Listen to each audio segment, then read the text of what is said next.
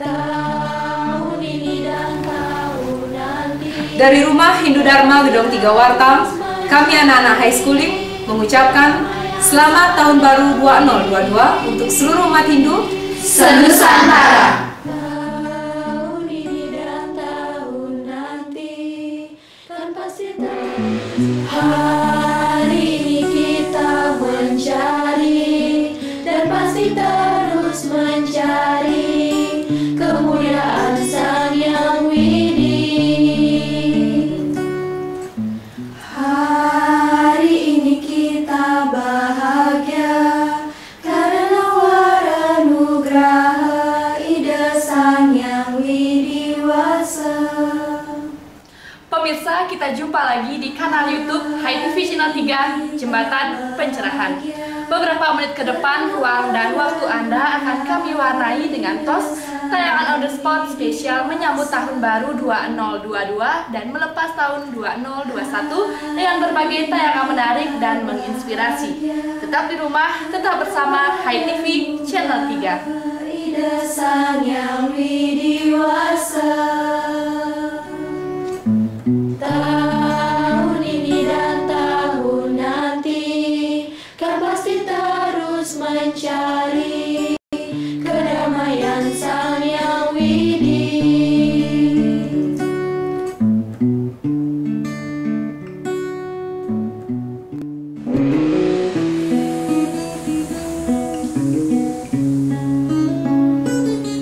Pemirsa, dalam melepas 2021 dan menyambut 2022, Dimahi punya gawe yang layak dicatat sejarah. Seperti tujuan pendiriannya, mengasah edukasi dan mempertajam pedang literasi. Berikut ini beberapa cuplikan acara yang dilaksanakan pada tanggal 24 Desember 2021. Semua mengenai tata krama bermedia sosial. Susila, medsos mania sebagai tema sentral.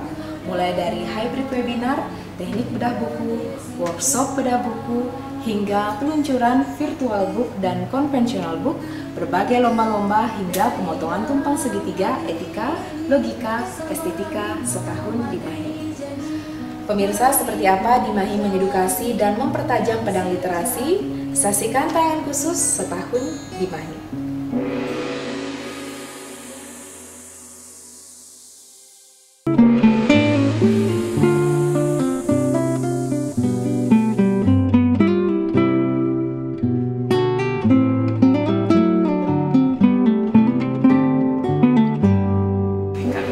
Sedikit tentang teknik membedah buku. Jadi bersyukur hari ini kita didampingi oleh Pak Prof. Ketut Sudo, ya. Beliau guru besar di bidang pendidikan. Jadi sangat tepat kita akan tanya-tanya terkait dengan bagaimana tekniknya. Ya, tidak bisa semena-mena kita membedah. Ya, dokter bedah juga belajar. Buku sebagai sebuah media ada juga tekniknya. Nah, ini menarik. Jadi beliau sudah memproduksi demikian banyak buku, baik perorangan maupun sebagai book chapter bersama beberapa rekan beliau. Dan yang fundamental karya beliau adalah tentang kastanisasi pendidikan yang ketika pelajaran agama terpinggirkan. Nah, ini menarik nih. Apa itu buku? Kemudian bagaimana nantinya tekniknya membedah.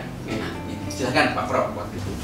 Sebelum kita sampai pada bagaimana kita membedah sebuah buku, tampaknya perlu juga dipahami dulu apa sih sebenarnya buku itu, kan? Ya, apa buku itu? Ada beberapa pandangan tentang buku, ya. Itu yang pertama, ada yang mengatakan buku itu adalah jendela ilmu pengetahuan. Kenapa disebut jendela ilmu pengetahuan? Karena melalui baca buku kita bisa memperoleh berbagai ilmu, ya. Sehingga disebut jendela. Ada juga yang mengatakan buku itu adalah jendela dunia, world view, pandangan dunia. Kenapa disebut pandangan dunia? Karena membaca buku juga kita akan dapat mengetahui berbagai persoalan di dunia. Misalnya kasus Wuhan kemarin, pandemi COVID muncul di Wuhan, kan kita tahu dari baca buku, dari baca media sosial, gitu kan. Ya. Buku adalah publikasi tercetak, tidak berkala, tidak berkelanjutan gitu ya. Dengan ketebalan 49 halaman, kurang lebih 49 halaman, memiliki sampul yang khas, publikasikan di suatu negara dan disediakan untuk masyarakat.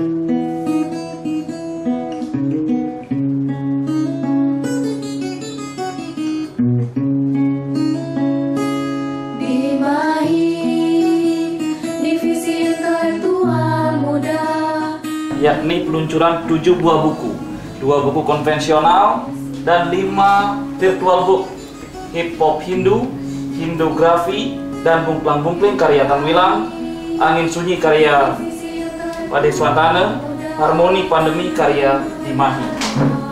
Hal ini menandai bahwa Dimahi benar-benar ingin menjadi pedang tajam literasi yang setia pada janji perjuangan untuk memberikan literasi yang tak putus-putus bagi generasi muda Hindu. Izinkan saya menyampaikan beberapa hal kegiatan kami dari perayaan tahun pertama Dimahi.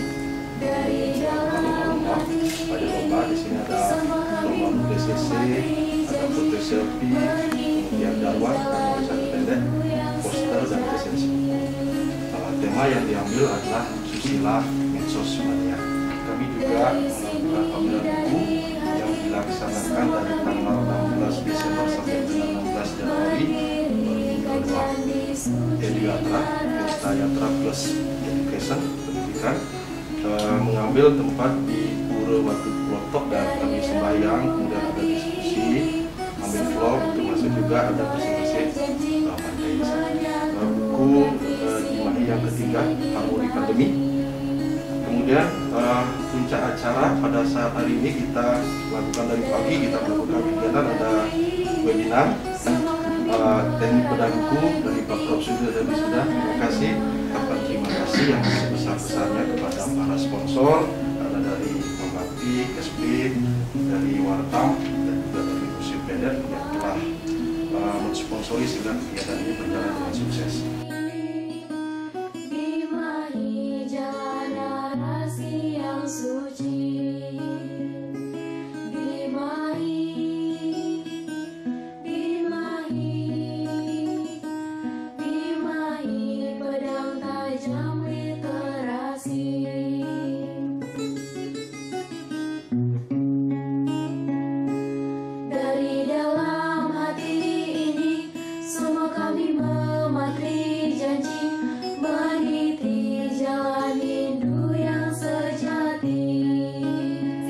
Saja bersama Prof. Guru Besar Ilmu Manajemen. Koronomik ini seperti istilah asal-asalan. Corona ditempel dengan ekonomi. Nah, bagaimana nih gambaran umum koronomik, ekonomi corona atau pandemi ekonomi bagi umat ini di tahun 2022? Silakan Prof. Terima kasih ya. Om Swastiastu. Kita bicara tentang corona dan bicara tentang ekonomi. Keduanya memang saling berakibat. Ketika corona ini merajalela, ada yang sangat menderita, tapi ada juga yang kekayaannya. Tapi tentu secara umum corona ini menyebabkan luluh lantaknya fondasi ekonomi di seluruh dunia, tidak hanya Indonesia dan termasuk Bali di dalamnya. Bali kenapa bisa begitu luluh lantak? Karena Bali mengandalkan dari sektor tersier namanya. 3 sektor yang mempengaruhi ekonomi: primer, sekunder, dan tersier. Primer itu adalah pertanian, kelautan dan perikanan, kelautan dan kebunan. Sekunder itu adalah industri olahan, dan tersier adalah jasa.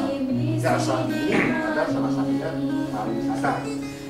Ekonomi Bali ditopang oleh 66%, tapi 68% oleh tersier, di mana 52% dari sektor pariwisata. Pariwisata ini terpuruk, hancur lebur karena corona ini.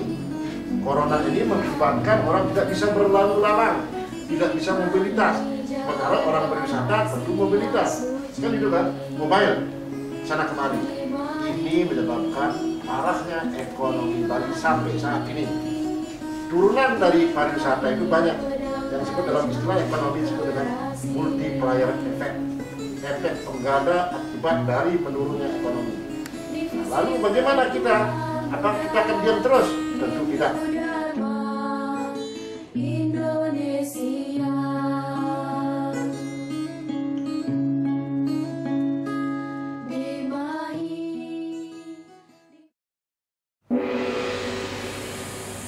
Pemirsa, demikian tadi fragmen-fragmen setahun di Mahi. Semoga menginspirasi dan benar-benar mengedukasi untuk menjaga Hindu Dharma bercahaya.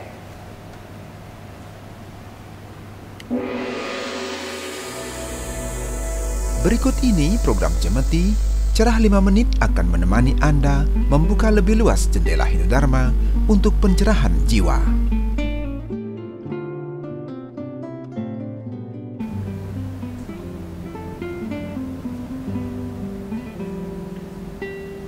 Pemirsa, HiTV Channel 3, kita jumpa kembali dalam program Cemeti, Cerah 5 Menit bersama kolumnis Wartam Bapak Gusti Ketut Widana yang akan mengedarkan tentang topik bahasan kita kali ini sangat sederhana namun memiliki makna yang luar biasa. Harga sebuah terima kasih menurut Hindu. Acara ini disponsori oleh Wartam, Jendela Hindu Dharma.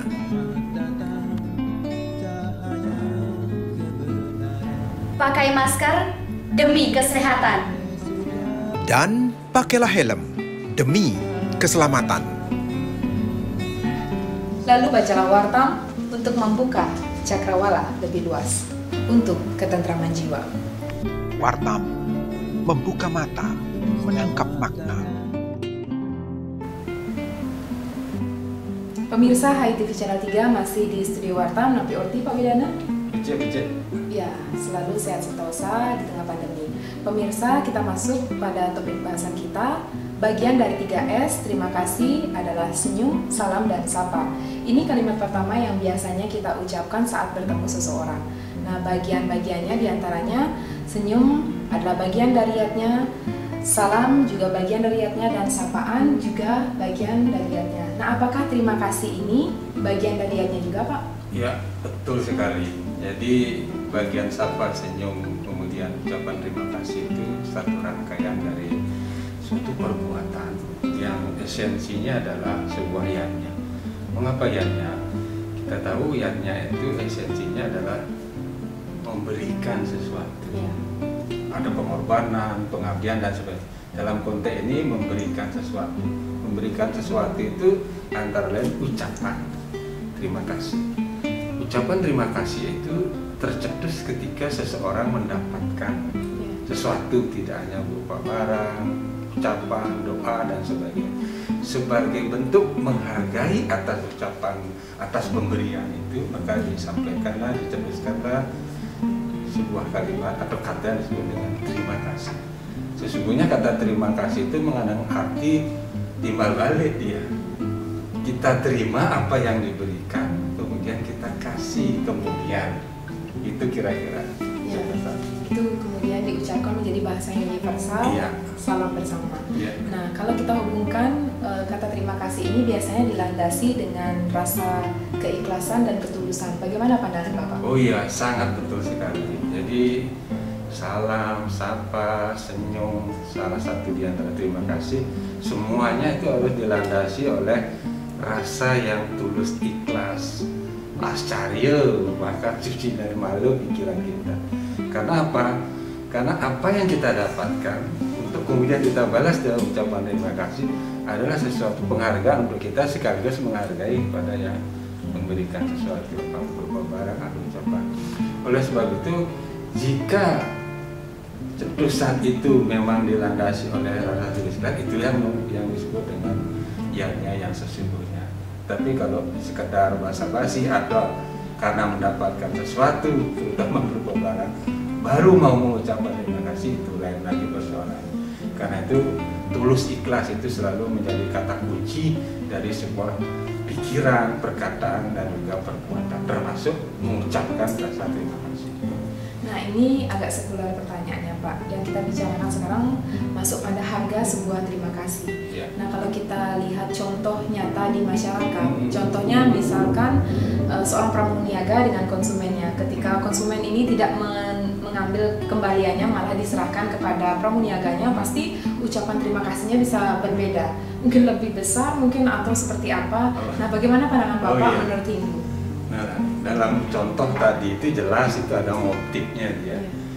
Ketika dia mendapatkan sesuatu yang menurut dia tidak biasanya orang kembali ya diterima saja. Ketika kembalian misalnya dikembalikan lagi, apalagi dalam jumlah hitungan yang dilihatnya besar, spontan ucapan rasa terima kasihnya mungkin lebih besar, lebih keras, lebih berkali-kali mungkin. Nah, itu jelas motifnya ada sesuatu, yaitu karena mendapatkan sesuatu berupa benda atau barang yang bagi dia sangat berharga. Tapi ucapannya itu akan berbeda, menjadi berbeda, berlebihan karena ada sesuatunya. Sebenarnya tanpa ada sesuatu pun, apalagi itu pramuniaga dalam contoh memang tugasnya begitu, maka tetaplah untuk memberikan ianya dalam bentuk ucapan terima kasih itu dengan ikhlas, ada atau tidak sesuatu di balik itu. Kira itu yang lebih tepat. Ya, kalau kita ambil contohnya dalam acara agama Hindu gimana, Pak? Terus solusinya? Oh, dalam acara agama Hindu kan segala sesuatu itu namanya acara, upacara, dalam upacara landasannya kan harus wajib itu tulus ikhlas tanpa pamrih kan, itu pengorbanan suci. Jadi kalau dalam konteks kita berupacara akan sangat tanda petik ternoda jika yang kita laksanakan itu tanpa dilandasi oleh rasa tulus ikhlas, dan itu tidak akan berpahala, bahkan sering dikatakan sia-sia. Ya, jadi akhir kalimat dari yang disampaikan Bapak Widana menjadi closing statement dan penutup dalam program Cemeti. Semoga dapat memberikan manfaat dan inspirasi untuk kita bersama. Salam damai, Channel 3.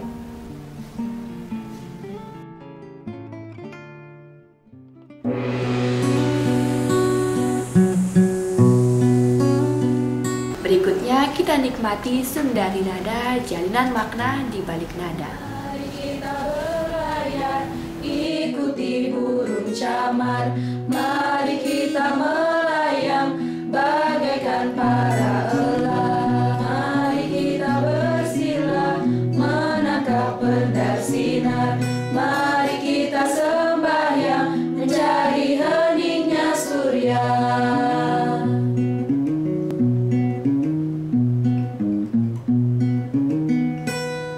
Lalu ambillah pagi, bawa ke siang hari, genggamlah siang hari, bawa ke senja hari, sambil ucapkan kata dengan selasa makna, bawa ke dalam raga menjadi mantra jiwa.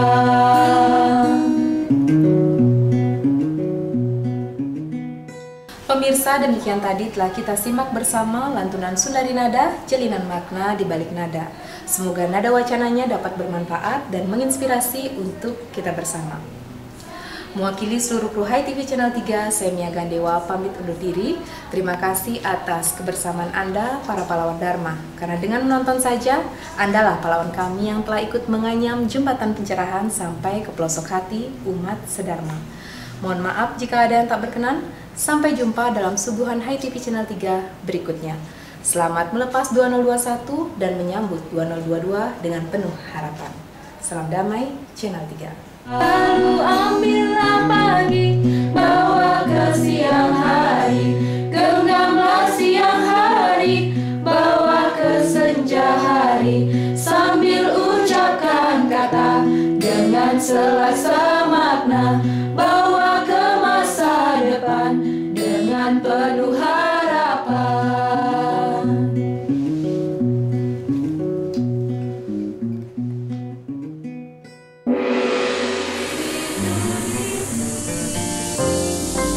HiTV Channel 3, Jembatan Pencerahan.